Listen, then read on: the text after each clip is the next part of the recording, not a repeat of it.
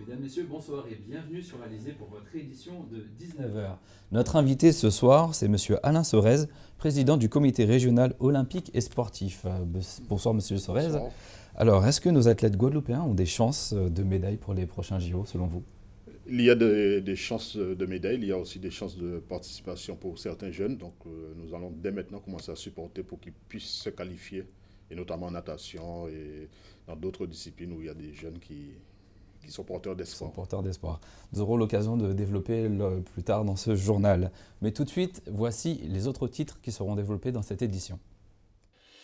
D'ici 2020, la Guadeloupe espère dépasser les 20% de production d'énergie renouvelable. Un passeport voyage, une bourse, un nouveau site internet, florilège des futures actions régionales pour la jeunesse. Moins de rencontres en nocturne cette saison, une organisation problématique pour la Ligue de football. Le journal, Nicolas Beaubrun. Commençons ce journal avec cette bonne nouvelle. Le Seatrade Award est le plus grand salon européen de la croisière qui récompense les professionnels de ce secteur. La Guadeloupe arrivait en seconde position juste derrière le grand port de Liverpool. Nous avons réalisé un entretien téléphonique avec un opérateur de Guadeloupe, M. Jean-Bruno Quedret, de l'agence réceptive Tropical Tour. Monsieur Jean-Bruno Quedret, vous êtes le gérant de Tropical Tour. Bonsoir. Bonsoir, tout à fait. Donc on vient d'apprendre cette nouvelle. Donc la Guadeloupe est arrivée seconde au Seatrade Cruise Award. Donc c'est une bonne nouvelle pour la Guadeloupe, pour vous en tant qu'opérateur, en tant que professionnel guadeloupéen? Ah, tout à fait. Tout à fait. Toute récompense donnée par le milieu professionnel de la croisière est bon à prendre. Et le fait d'être distingué à un salon comme celui-ci, est-ce qu'il peut y avoir un impact économique, des retombées au niveau de l'image de la destination? Alors, c'est deux sujets différents. Sur l'image, c'est sûr.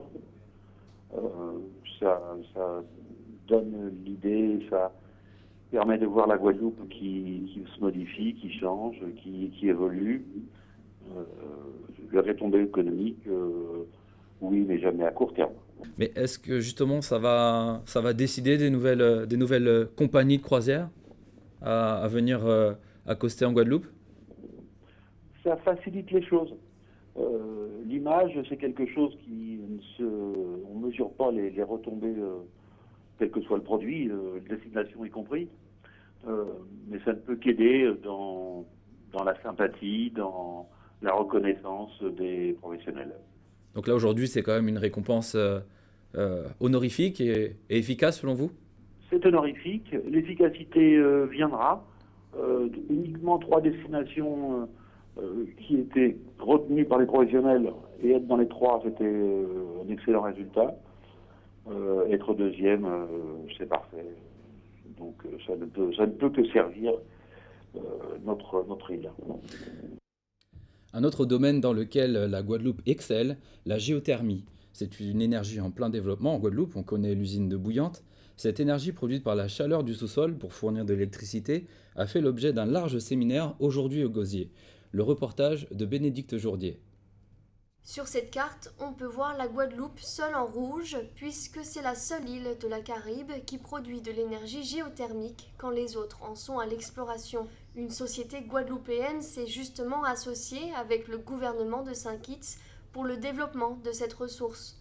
Un partenariat public-privé où l'entreprise mettra à disposition ses techniques d'analyse, d'exploration et de qualification. Elle va permettre de mettre en œuvre les méthodologies qu'on développe depuis quelques années dans la région Caraïbe grâce au programme géothermique Caraïbes phase 2 et la méthodologie qui a été développée par l'ADEME pour la caractérisation des ressources géothermales. Donc oui, c'est une opportunité formidable, 1 de développement de la géothermie et 2 de coopération entre nos îles. Coopérer entre les îles, c'est le programme du projet Interreg, avec à l'avenir la création d'une unité de production en Dominique qui a un fort potentiel géothermique. Celle-ci pourrait fournir le marché local et envisager une exportation vers la Guadeloupe et la Martinique. Il s'agit d'un projet à long terme, bien sûr, parce qu'il faut d'abord développer le champ géothermal de Vottenwaven en Dominique. Et pour l'instant, des forages ont été faits qui ont confirmé l'existence du champ. Mais il faut ensuite construire une première centrale et puis ensuite l'étendre progressivement. Ça peut prendre plusieurs années. Et ensuite, il faut aussi construire les câbles sous-marins qui vont de la Dominique à la Guadeloupe et à la Martinique. C'est des investissements très importants qui nécessitent des études Et c'est pour cela que ce projet est plutôt un projet de long terme, on va dire à l'horizon 2025-2030. D'ici 2020, la Guadeloupe espère assurer 50% de la production d'électricité grâce aux énergies renouvelables. L'Union européenne a fixé comme objectif aux nations européennes la règle des 3-20, moins 20% d'énergie fossile, plus 20% des énergies renouvelables et moins 20% de consommation énergétique. Donc nous serons dans ces clous-là, nous en sommes aujourd'hui à 18% d'énergie renouvelable, nous dépasserons le seuil de 20 en 2020 et nous espérons résolument arriver à l'indépendance en 2050. Le Costa Rica a été représenté lors de ce séminaire, un pays largement en avance en ce qui concerne la production d'énergie renouvelable. Cette année, nous allons utiliser plus de 99% d'énergie renouvelable pour produire notre électricité. Un exemple à suivre pour la France qui a dernièrement voté la loi de transition énergétique pour la croissance verte en août dernier. Tout autre chose à présent, ce matin, à l'occasion de la 2e conférence régionale permanente de la jeunesse, un nouveau schéma et des actions mutualisées pour la période 2015-2017 a été présenté au public. Les précisions de Richard Scott-Tamar. Ce matin, mercredi 9 septembre 2015, a eu lieu la 2e conférence régionale permanente de la jeunesse. C'était l'heure du bilan pour la collectivité locale, qui vient présenter le travail accompli, mais surtout donner les grandes lignes des futures actions à entreprendre. On se parlait de certains sites qu'ils vont mettre en place pour que les jeunes puissent poser leurs questions, qu'on puisse avoir des réponses. C'est très intéressant parce que nous les jeunes, on a par exemple des besoins. Si par exemple on veut aller faire nos études à l'étranger, mais en fait on ne sait pas si on peut se faire aider ou si on doit faire de nos propres moyens. Donc là ils ont parlé aujourd'hui qu'il y a des fonds sociaux justement pour ça. Par exemple la DOM peut nous aider. Donc voilà, je pense qu'aujourd'hui, ils étaient là certainement pour qu'on puisse comprendre qu'on n'est pas tout seul, qu'ils peuvent nous aider à avancer dans la vie, qu'ils sont avec nous, qu'ils ne nous lâchent pas.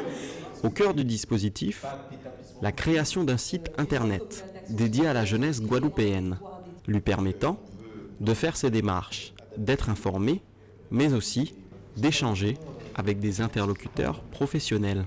La présidente du conseil départemental, le président de la région ainsi que le préfet de la Guadeloupe ont tous les trois, à la fin de la matinée, signé la convention relative à la mise en place de leurs futures actions conjointes, afin de guider et d'accompagner la jeunesse guadeloupéenne dans son parcours professionnel. Fait divers maintenant, nous vous en parlions hier dans ce journal, des policiers ont été pris pour cible à Loricisque pendant qu'ils enquêtaient sur un vol.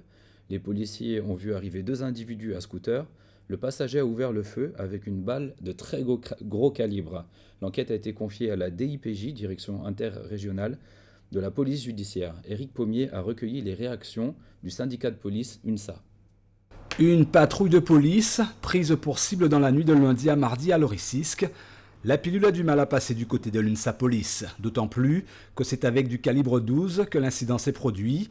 Mais c'est la balle dite Brenec qui pose problème. Elle est interdite uniquement en Guadeloupe par arrêté préfectoral. La Brenec est une balle uniquement utilisée pour tuer. Ben, ce qu'il faut comprendre, c'est que les délinquants gagnent en assurance. Donc, vous savez, il n'y a pas de mystère. On fait de la police avec des policiers. Donc, à partir du moment que vous êtes déficitaire en effectif sur le terrain, donc inévitablement, la délinquance gagne du terrain et de jour en jour. 2 escadrons de gendarmerie affectés de façon temporaire en Guadeloupe semblent la réponse du gouvernement face à cette vague récurrente de violence. C'est loin de régler une situation qui s'est dégradée depuis plusieurs années. Nous invitons à l'UNSA Police, nous invitons les politiques à s'emparer de ce problème. Nous les invitons à venir visiter nos services pour voir comment certains services fonctionnent sans effectif ou en sous-effectif. Donc ils ont cette capacité-là. Surtout les parlementaires, venez nous voir dans les services, passez 24 heures avec la police pour voir comment tourne la police de Guadeloupe. Conséquence d'une agression qualifiée d'inadmissible, le moral des policiers locaux est au plus bas. L'UNSA parle d'un sentiment d'abandon et surtout craint ne pas être entendu par leur administration de tutelle. Je vous dis franchement, c'est la goutte d'eau qui vient faire déborder le vase. Parce que les métiers, les collègues, encore une fois, ils ont choisi un métier qu'ils aiment. Ils ont embrassé une profession qui est certes difficile, mais nous sommes arrivés dans des conditions telles où ce n'est plus tenable. Aujourd'hui, la demande de l'UNSA est ferme, être entendue par les politiques et par son administration centrale. Et comme chaque soir, revenons sur les tours d'eau qui ont lieu dans nos communes. En ce moment, c'est Saint-François et toute l'île de la Désirade qui était concernée. Donc Saint-François, donc les sections du Bourg, Pradel, Quartier Cayenne, Saline Ouest, Saline Est, Mornacaille, Haut-du-Bourg, Belle-Allée, Daube, Souquet, Anse-à-la-Barque, Bellevue, Cèze, Blonval, Marly, Surgy, Saint-Jacques, Bois-Vipard, Riche-Plaine, Pompiret, Corot, Bien-Désiré, Bragelogne, La Plaine, Simonière, Dubédou, Princesse des Varieux, des Bonnes, des Varieux, Demy, Zamy, Bois-Eusèbe. Et pour la Désirade, c'était l'ensemble de l'île qui était concerné. Demain, jeudi 10 septembre, ce sera les Abîmes et tout le bourg des Abîmes qui sera concerné. Donc je vous rappelle que les coupures ont lieu à partir de 13h et jusqu'à 6h du matin. Ouvrons à présent notre page sportive avec cette arrivée d'un nouveau véhicule de course. La catégorie GT dite Grand Tourisme est désormais renforcée avec la Nissan 300Z de Pascal Lanfroy. On connaissait la BMW 135i de Patrick Devichet et la Porsche d'Oleg Bakovic. L'arrivée de cette Nissan vient conforter un plateau automobile qui gagne en puissance. Plus d'explications avec le reportage d'Éric Pommier. La voilà, la belle mécanique qui viendra désormais embellir le plateau du championnat automobile de la Guadeloupe. Ce matin, 9h30, sur le port autonome, Pascal Lanfroy, le pilote et propriétaire, est heureux. Son caprice, comme il dit, est enfin arrivé à destination. Ce bolide, classé dans la catégorie GT, autrement dit Grand Tourisme, est une Nissan 300Z, à ne pas confondre avec le modèle 370. Magnifique coupé au look plutôt original, cette japonaise bodybuildée à outrance est taillée pour le rallye, bien sûr. Particularité, elle est entièrement d'origine. Sous le capot se cache néanmoins une mécanique de 300 chevaux. Le moteur est également d'origine. Configuration et spécificité totalement du goût de son pilote. C'était la voiture qu'il fallait pour se faire plaisir. Et on retourne grâce à des amis, à deux amis que je vais citer, Oleg et puis Patrick, qui sont revenus à la compétition et qui m'ont donné l'envie de revenir pour s'amuser seulement. Taille des pneumatiques, 18 pouces, boîte 6 vitesses, gros frein. Le pilote apprécie l'environnement de cette Nissan Z, Z comme Zorro, bien que le pilote ne veuille pas jouer les justiciers, mais il y a un détail fondamental dans le choix d'une auto de compétition. C'est surtout pour moi qu'elle soit propulsion, ça c'est déjà le point idéal. Et puis après, c'est quand même une voiture très agréable. Normalement, moi je n'ai pas encore roulé trop avec, mais ça devrait être sympa et pour moi et pour le public. Patrick Devichet, l'un de ses concurrents directs, pilote d'une BMW 135i, ne sera plus seul dans sa catégorie. L'arrivée d'un nouveau bolide est toujours une bonne nouvelle. C'est une super bonne nouvelle, hein. Ça fait longtemps que je suis derrière Pascal à lui dire voilà, il y a ça à vendre, il y a ça à vendre. Je crois que j'ai participé aux recherches pour retrouver une voiture et plus d'une fois je lui ai envoyé des mails en disant écoute, voilà, et comme je sentais qu'il avait envie, qu'il était prêt à venir nous rejoindre dans le groupe pour qu'on soit plus sympa de rouler à trois. Bon, malheureusement Oleg ne sera pas là tout le temps, mais j'espère qu'il y aura quelqu'un qui prendra le relais avec la Porsche d'Oleg et qu'on sera vraiment à trois dans le groupe GT parce que c'est vraiment le groupe où on peut s'amuser et puis on le fait vraiment pour le plaisir.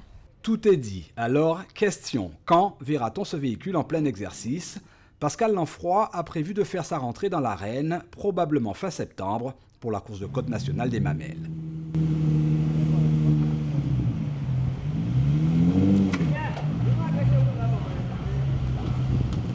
On a sous le capot. Alors, monsieur Alain Sorez, est-ce que le sport automobile, ça vous parle ? Oui, donc il y a... À peu près un an, j'ai contribué à la mise en place d'un comité régional du sport automobile qui rassemble maintenant les 3 associations de sport automobile de la Guadeloupe. Et je pense que c'est un bien pour le sport automobile de la Guadeloupe et pour son développement et son organisation. Donc, vous êtes le président du comité régional olympique et sportif de Guadeloupe. Donc, combien de disciplines au total sont concernées ? Eh bien, avec les derniers venus, c'est-à-dire le sport automobile et le sport en entreprise, nous sommes maintenant à 48 à jour de leur cotisation, mais on peut avoir à peu près 54 disciplines concernées. Il y a les disciplines olympiques et les disciplines non olympiques, plus aussi le sport universitaire à ne pas oublier. Donc une vraie... Scolaire et universitaire. Donc la Guadeloupe est une véritable terre de sport, une terre de champions ? Une terre de sport, une terre de champions. Depuis 2009 que nous avons été élus, l'objectif c'est quand même d'augmenter le nombre de licenciés.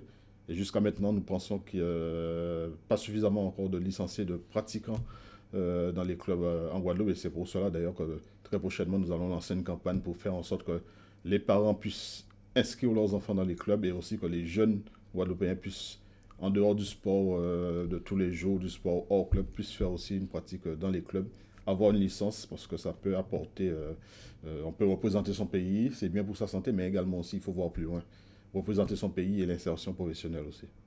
Donc justement, au niveau de toutes ces disciplines, quel est le plus fort potentiel de médailles pour les prochains Jeux Olympiques, pour les athlètes guadeloupéens, d'origine guadeloupéenne? Pour les athlètes d'origine guadeloupéenne, c'est sûr que maintenant la discipline phare, tout le monde sait qu'on attend bien sûr une médaille. On espère une médaille olympique pour Teddy Riner, ce qui le mettrait au plus haut niveau maintenant dans l'histoire de l'olympisme et du sport mondial.